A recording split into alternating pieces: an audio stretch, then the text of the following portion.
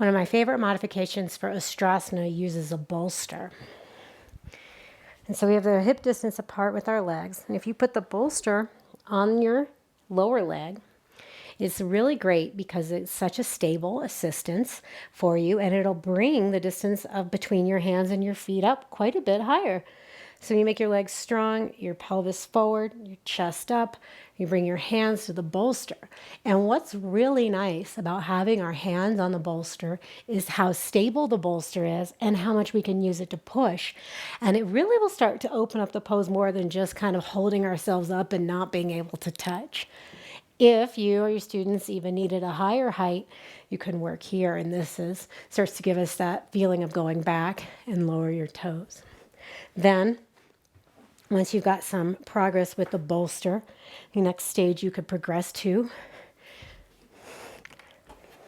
is a smaller bolster or maybe a blanket roll.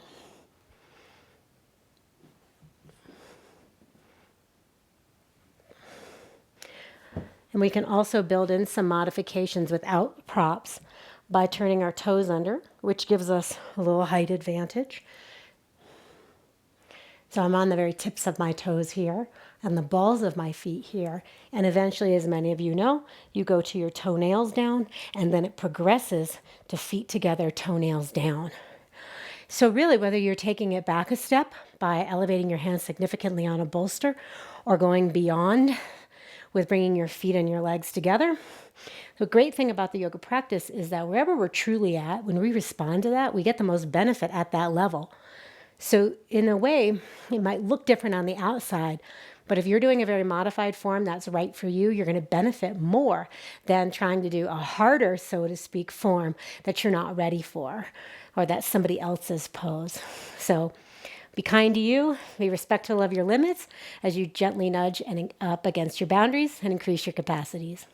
Most important capacity to increase in yoga is self-respect. Namaste.